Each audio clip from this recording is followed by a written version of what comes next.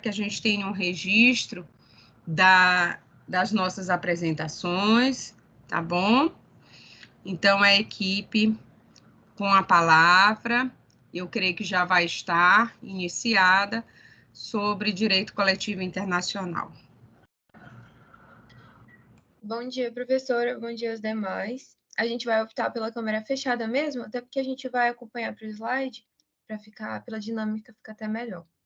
Então, eu e a Ana Luísa, o Frederico e o Rafael, a gente vai tratar justamente sobre uma temática que está dentro do direito coletivo internacional, voltando para um conflito entre o âmbito internacional, né, representado nesse momento pela OIT, Organização Internacional do Trabalho, e pelo âmbito jurídico brasileiro.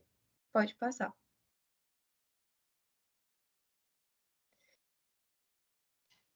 Então, quando a gente fala sobre o direito do trabalho, várias vezes, até no direito do trabalho 1, a gente sempre relacionou o direito do trabalho com a Revolução Industrial. E eu achei interessante esse ponto porque a Revolução Industrial, ela é um fenômeno internacional, à medida que ela tem repercussões em vários aspectos a nível internacional.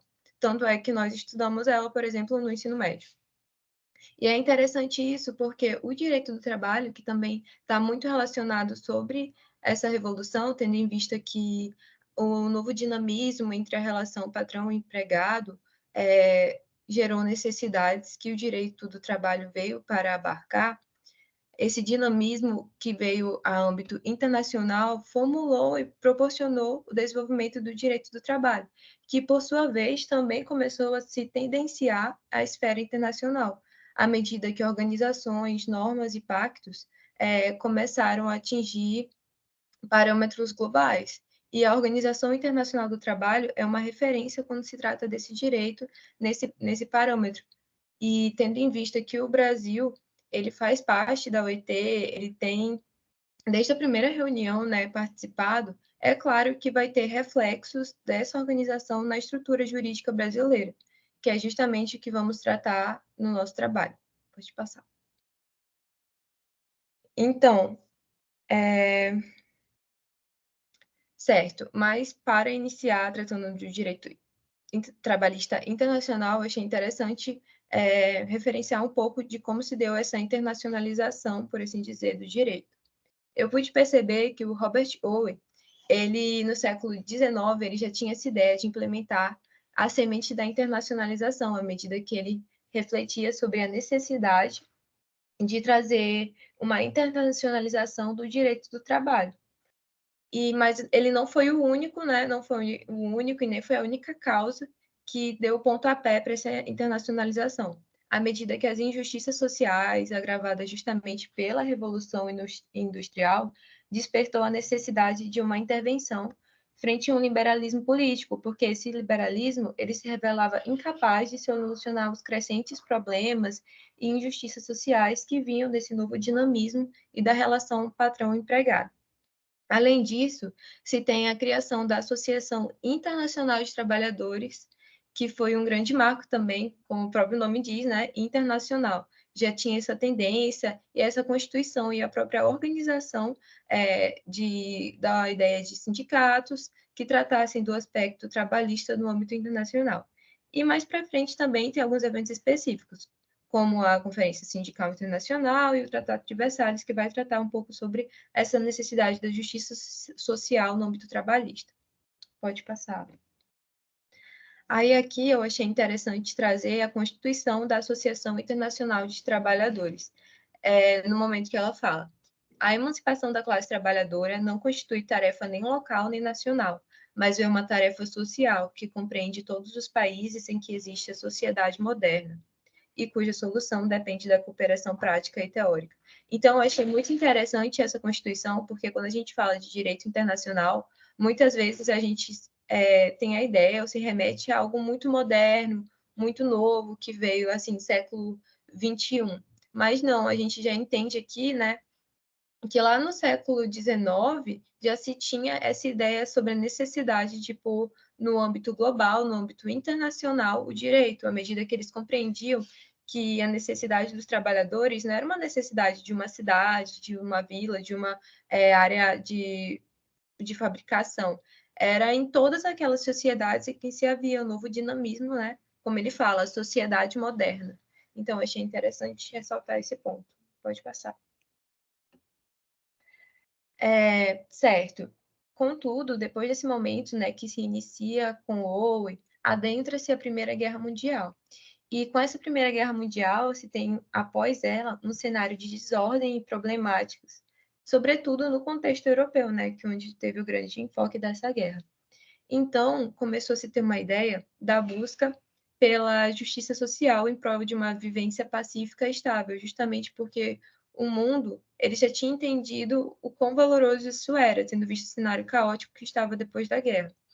E em busca dessa justiça social e da ideia de universalização do trabalho, que eu já mostrei anteriormente, surge a Organização Internacional do Trabalho, que foi como um mecanismo que visava transpassar barreiras geográficas, disseminando mundialmente entendimento sobre o trabalho e sobre a justiça social que estava entrelaçado juntamente com as organizações trabalhistas, em prol justamente dessa vivência pacífica e estável.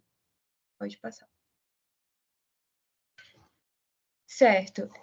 Então, adentrando sobre a OIT, né, dizendo por si só, eu pude entender que a OIT ela vai tratar justamente das normas internacionais do trabalho, à medida que trabalha com a própria elaboração, adoção e aplicação e promoção dessas normas.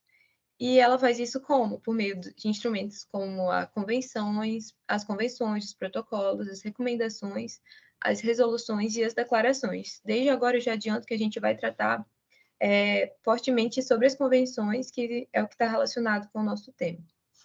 A OIT ela tem a estrutura dividida em 3 órgãos: a conferência, também chamada de assembleia, o conselho de administração e a repartição, sendo que esses 2 primeiros órgãos eles contam com representantes tanto governamentais, quanto patronais, quanto dos próprios empregados, ou dos próprios trabalhadores. Ou seja, se tem um debate plural, tendo em vista que tem uma tríplice participação, que é o que justamente diferencia a OIT. Pode passar. Certo. Tratando sobre as convenções. Nas conferências, a gente tem um caráter normativo da OIT, porque vai ser o órgão, né, que vai utilizar os instrumentos que a OIT tem para criar normas. E esses instrumentos são justamente as recomendações e as convenções. As convenções, eu achei interessante que eu li um artigo que ele tratava que as convenções elas poderiam ser consideradas um pouco mais efetivas pelo caráter que lembrava um pouco um acordo multilateral, à medida que, após essas convenções serem emitidas pela OIT, passarem por uma possível alteração pelo Estado-membro e serem ratificadas, depois que elas são ratificadas, elas passam a integrar a respectiva legislação nacional, sendo que o efeito desse uso vai depender justamente na Constituição em que o Estado se relaciona quando participa da OIT. Então, as convenções, juntamente com as recomendações, elas compõem justamente o que seria o Código Internacional do Trabalho, mas não é aquela ideia de um código como o Código Civil, o Código Penal aqui do Brasil, não, porque ela vai sendo fazendo parte do código vigente de cada nação à medida que as convenções são ratificadas. Então, a OIT tem uma convenção, o Estado-membro ele ratifica essa convenção e é a partir disso que ela vai fazer parte da legislação nacional. Não é só a OIT lançou, faz parte. Não, tem que ter essa ratificação do Estado-membro, até respeitando o Estado soberano, né? Pode passar. Então, eu pude compreender que as convenções elas são um meio para ter essa uniformização das leis que tratam, normas, né, que tratam sobre o direito do trabalho, justamente tratando dessa ideia de internacionalização e unificação de um direito trabalhista.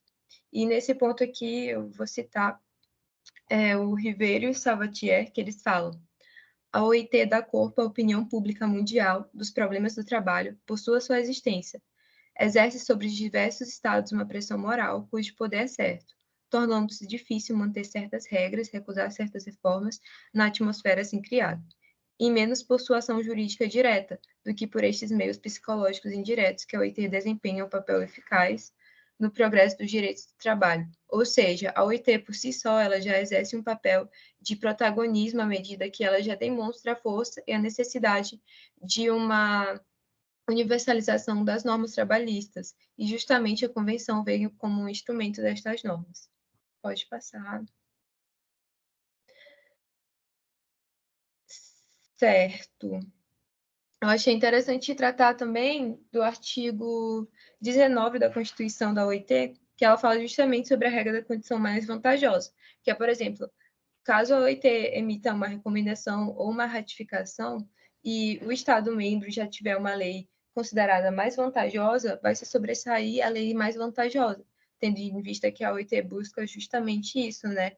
A valoração do trabalhador e a forma mais justa, por assim dizer, da condição trabalhista. Pode passar. E por fim, sobre as convenções, quando a convenção ela é ratificada, ela vai ter sua vigência em até 12 meses e vai perdurar até 10 anos, sendo que após é necessário ratificar novamente e tratar de como está ainda essa convenção no cenário internacional. Essa foi a parte agora da OIT, da internacionalização. Eu resolvi tratar sobre a convenção porque é justamente o que a gente vai precisar de base para entender o cenário internacional e brasileiro sobre a liberdade sindical. Eu vou passar a palavra para a Ana Luísa agora. Bom dia. Dando continuidade, agora eu vou falar um pouco sobre a liberdade sindical na Organização Internacional do Trabalho. Pode passar. Bom, em 9 de julho de 1948, a Organização Internacional do Trabalho, ela aprovou, durante a 31ª reunião da Conferência Internacional do Trabalho, a Convenção número 87, que vai tratar da liberdade sindical e da proteção ao direito de sindicalização. Esse tema da liberdade sindical, ele já estava sendo tratado antes da aprovação dessa convenção, então ele já estava se manifestando em pautas de reuniões, tanto na Federação Sindical Mundial como na Federação Americana do Trabalho. E foi isso que motivou o Conselho Econômico e Social das Nações Unidas a solicitar que a Organização Internacional do Trabalho colocasse essa questão da liberdade sindical na ordem do dia da conferência. Então, essa convenção, ela foi resultado de um processo de discussões que se iniciou em 1927, durante a 16ª reunião da Conferência Internacional do Trabalho. E existiam muitas controvérsias acerca da organização dos sindicatos, mas se optou pela adoção da liberdade sindical, implementando o pluralismo sindical. Como uma forma de tentar inserir esses princípios da liberdade sindical no ordenamento jurídico brasileiro, essa Convenção 87, ela foi enviada ao Congresso Nacional Brasileiro em 1949 e foi transformada em um projeto de decreto legislativo e foi aprovada pela Câmara dos Deputados. Mas atualmente ela se encontra no Senado Federal, no âmbito da Comissão de Relações Exteriores. Essa convenção, ela consagrou direitos como o de liberdade dos sindicatos de elaborar seus estatutos, de eleger os seus representantes e também organizar os seus programas de ações e suas atividades. Ela também propiciou o desentrelamento do Estado, a liberdade para se filiar a organismos internacionais, a liberdade para constituir sindicatos, o reconhecimento de greve e entre outros. Então, por meio dela, foi instituída a chamada pluralidade sindical, que é o sistema no qual se admite que em uma mesma base territorial exista diversos sindicatos que representam legalmente a mesma categoria profissional ou econômica. Nesse sistema, a representatividade dos sindicatos ela vai ser definida pela importância daquele agrupamento na estrutura da organização sindical. Esse conteúdo da Convenção 87, ele encontrou um suporte muito grande na questão da condição da pessoa humana, do trabalhador e da promoção da sua dignidade enquanto vinculada ao rol dos direitos humanos.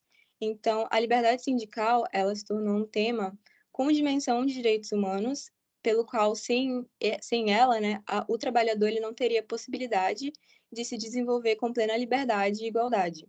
Então, a vinculação dessa liberdade sindical aos preceitos dos direitos humanos possibilitou que existissem sindicatos democráticos e hábeis na promoção dos direitos dos trabalhadores. Pode passar. A Convenção 87, né, ela se preocupa em garantir aos trabalhadores e aos empregadores, sem nenhuma distinção e sem uma autorização prévia, o direito de constituir as organizações que eles entenderem convenientes e a elas aderir.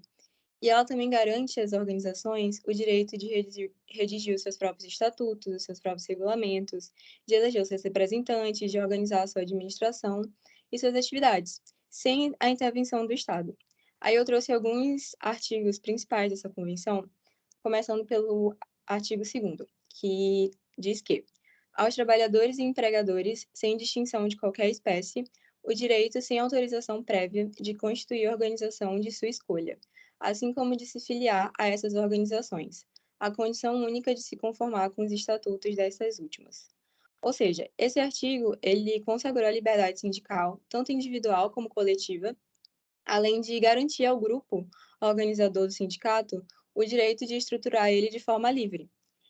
Eu também queria ressaltar que, assim como os empregadores e os empregados, eles têm o direito de se associar, eles também têm o direito de se desassociar dessas associações sindicais de acordo com a sua vontade. O artigo 3º, por sua vez, ele traz que as organizações de trabalhadores e de empregadores terão o direito de elaborar os seus estatutos e regulamentos administrativos, de eleger livremente seus representantes, de organizar a gestão e atividade dos mesmos e de formular seu programa de ação, e devendo as autoridades públicas se absterem de qualquer intervenção que possa limitar esse direito ou cercear o seu exercício.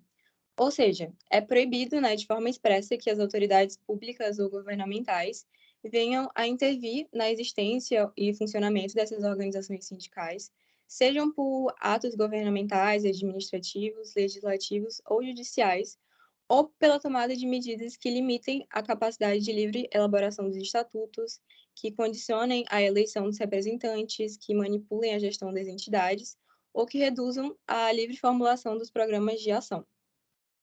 E, por último, o artigo 8º, ele designa que, no exercício dos direitos que lhes são reconhecidos pela presente convenção, os trabalhadores, os empregadores e suas respectivas organizações deverão, na mesma forma que outras pessoas ou coletividades organizadas, respeitar a lei, e a legislação nacional não deverá prejudicar, nem ser aplicada de modo a prejudicar as garantias previstas pela presente convenção. Essa Convenção 87, ela foi ratificada por mais de 141 países, mas o Brasil ele não se encontra entre eles. Na época que essa convenção foi aprovada, teve uma forte manifestação da classe trabalhadora contra essa pluralidade sindical, mas eles eram a favor de algumas facetas de liberdade sindical trazidas pela convenção. Então, a Constituição Federal de 1988, ela introduziu no seu texto alguns dos direitos presentes nessa Convenção 87, como o direito à liberdade de associação sindical, mas ela manteve a unicidade sindical. Então, ou seja, ela impediu que pudesse, né, pulverizar uma determinada base ou categoria em vários sindicatos, cada um se sustentando em uma determinada corrente, seja política, ideológica ou religiosa. Pode passar. Por fim, eu trouxe alguns posicionamentos da Organização Internacional do Trabalho. O primeiro deles é o verbete número 224, do Comitê de Liberdade Sindical, que fala o seguinte: apesar de que os trabalhadores podem ter interesse em evitar que se multipliquem as organizações sindicais, a unidade do movimento sindical não deve ser imposta mediante intervenção do Estado por via legislativa, pois essa intervenção é contrária ao princípio incorporado no artigo 2º da Convenção número 87. Outro verbete é o 225 do Comitê de Liberdade Sindical, que fala que a Convenção não quis fazer da pluralidade sindical uma obrigação, mas exige que esta seja possível em todos os casos, de maneira que toda atitude de um governo que se traduza em imposição de uma organização sindical única está em contradição com as disposições do artigo 2º da Convenção número 87. E, por último, o verbete número 226, também do Comitê de Liberdade Sindical, traz que uma situação na qual se nega a um indivíduo toda possibilidade de escolha entre distintas organizações, porque a legislação permite a existência de uma só no ramo profissional, em que o interessado exerce sua atividade é incompatível com os princípios incorporados na Convenção número 87. Ou seja, a gente pode observar exatamente essa divergência entre o que a Convenção prega e o que a nossa Constituição aceita. Então, assim, eu vou passar a palavra para o Rafael. Bom dia, gente. Bom dia, professora. Bom dia, turma. Bom, como as meninas falaram, as convenções e recomendações da OIT são espécies, né, de tratado internacional, então dependem de ratificação aqui no ordenamento brasileiro. E conforme elas vão sendo ratificadas, elas são traduzidas em lei. E como a Luísa falou, a Convenção número 87 não foi recepcionada a parte da pluralidade sindical, se manteve a unicidade. Então, eu vou falar sobre como é a visão da Constituição Federal do ordenamento brasileiro quanto ao direito sindical, especialmente quanto à unidade sindical. Bom, entre as disposições gerais sobre os sindicatos, bom, todos sabem que eles desempenham um papel fundamental na proteção de direitos de trabalhadores, tanto individualmente como coletivamente, em demandas individuais e coletivas, e eles também possuem um papel central na mobilização dos trabalhadores em defesa de seus direitos, tanto como na parte, digamos, repressiva, entre aspas, já em uma ação judicial, mas também promovem preventivamente os interesses da categoria de modo a fomentar os direitos de cada categoria de trabalhadores.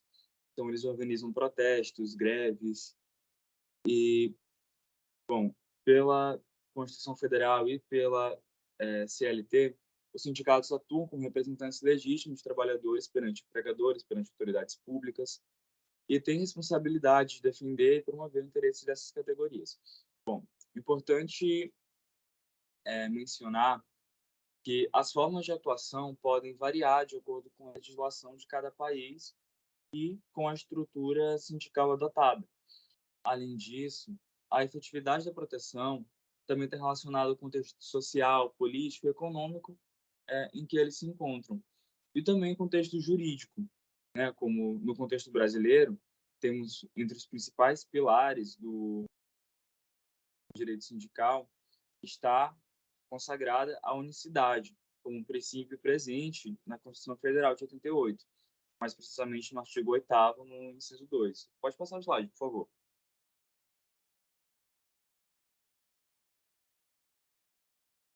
Bom, esse dispositivo estabelece que é vedada a criação de mais de uma organização sindical em qualquer grau, representativa de uma mesma categoria profissional e econômica em uma mesma base territorial. E a base adotada é a circunscrição de um município. E, bom, a inclusão da unidade sindical foi objeto de algumas discussões, debates, e refletindo diferentes visões, interesses presentes na época em que foi trazida para o ordenamento brasileiro. Bom, por um lado, existem defensores da unidade que argumentam que ela é importante para evitar a fragmentação e a dispersão das representações, fortalecendo a atuação coesa e efetiva dos sindicatos em prol dos interesses dos trabalhadores. Pode passar o slide, por favor. Bom, por outro lado, alguns críticos da unidade sindical argumentam que essa restrição à liberdade é contrária aos princípios da democracia e da liberdade sindical, que é consagrada internacionalmente. Eles defendem a pluralidade e a possibilidade da existência de múltiplos sindicatos representando uma mesma categoria, acreditando que isso poderia levar a uma maior representatividade e diversidade das perspectivas. De acordo com acho que pronuncia Sussekind e Garcia, a unicidade sindical é uma violação ao princípio da liberdade consagrado internacionalmente. Eles argumentam que a manutenção da unicidade entra em conflito com a liberdade de associação e de representação dos indivíduos, que são fundamentais em uma democracia. No entanto, é importante destacar que a unidade sindical, conforme estabelecida na Constituição, Pode passar o slide, por favor. Conforme estabelecido na Constituição, é considerada uma cláusula pétrea, ou seja, ela não pode ser objeto de alteração, nem mesmo por emenda constitucional, o que garante a sua permanência como um princípio rígido e permanente em nosso ordenamento. Bom, o Supremo Tribunal Federal tem se posicionado pela recepção da unicidade sindical, ratificando sua validade e aplicação. E, bem, embora haja controvérsia em torno dessa perspectiva, o entendimento atual é que a unicidade está em vigor no Brasil, constitui um elemento importante no contexto das relações de trabalho e na organização do movimento sindical brasileiro, ainda que internacionalmente seja visto de outra forma. Como as meninas falaram, as convenções internacionais admitem a criação de mais de um sindicato por categoria na mesma base territorial. E, bom, ao contrário do que acontece no Brasil, como eu falei, é uma cláusula pétrea, e eu me filio a críticas a esse entendimento. Na minha visão, realmente tem uma garantia maior da defesa de categorias se for observada a pluralidade sindical. E, com isso, eu passo a palavra para o Frederico. Obrigado pela atenção.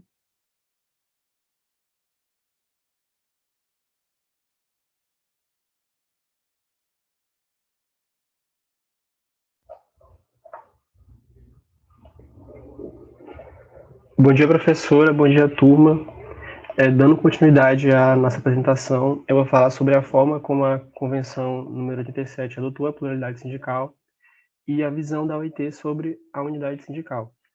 Como os colegas falaram, a pluralidade sindical ela consiste na possibilidade de existir mais de um sindicato representando uma mesma categoria profissional, econômica, em uma base territorial. E a pluralidade ela está dentro desse sistema que é trazido pela Convenção 87 de liberdade sindical plena, que o artigo 2º já foi lido da Convenção, mas eu vou ler de novo. Os trabalhadores e os empregadores, sem distinção de qualquer espécie, terão o direito de constituir, sem autorização prévia, organizações de sua escolha, bem como o direito de se filiar a essas organizações, sob a única condição de se conformar com os estatutos das mesmas. Então, essa pluralidade sindical, ela tem dois aspectos que são os principais, os fundamentais. Seria a liberdade individual, enquanto empregados e empregadores, que têm nesse sistema a possibilidade de se filiar ao sindicato da categoria deles, que pode ser, pela pluralidade, mais de um, representando uma mesma categoria profissional ou econômica. Ou a possibilidade de criar um outro sindicato, sendo que no sistema de unicidade a gente não tem essa liberdade enquanto autonomia da vontade, já que só existe um sindicato por uma mesma categoria em uma base territorial. E existe também o aspecto institucional da liberdade dos sindicatos, já que existindo mais de um representando uma mesma categoria, eles vão competir para conseguirem mais associados, para terem mais contribuições sindicais. E como é que eles vão conseguir mais associados? Eles vão conseguir isso fazendo frente, batalhando por mais benefícios para a categoria, melhorias profissionais. Então, o sindicato que for mais aguerrido vai ter mais representatividade e mais legitimidade. A unidade sindical, na visão da OIT, ela seria uma possibilidade nesse sistema de liberdade sindical plena. Os sindicatos eles podem se unir, abandonar a pluralidade e se unir pela maturidade da sua operação. Isso ocorre por vontade deles, não por imposição legal. A questão da imposição legal é trazida pela Constituição Federal no sistema de unicidade aqui do Brasil. A unidade sindical, ela também trouxe como exemplo a Alemanha. Lá existem sindicatos únicos de determinados ramos industriais que representam uma totalidade de associados. No caso, eu trouxe, pelo que eu pesquisei, existe a Confederação Alemã de Sindicatos, que é a DGB, que foi fundada em 1949. E em 2020, os 8 sindicatos filiados dela representavam cerca de 5,9 milhões dos trabalhadores, que na época eram 3/4 de todos os trabalhadores sindicalizados na Alemanha. Então, concluindo, a unidade sindical, ela deriva de um movimento espontâneo e natural dos sindicatos que aderem à unificação. E é um movimento que pode se configurar ou não, a depender do local em que isso pode ocorrer. Obrigado pela atenção e eu acho que acabou a nossa apresentação. Não sei se tem mais alguém.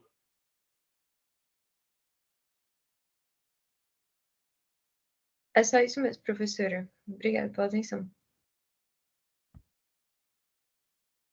Muito bem, eu vou parar aqui a gravação dessa apresentação para a gente fazer as considerações, ok?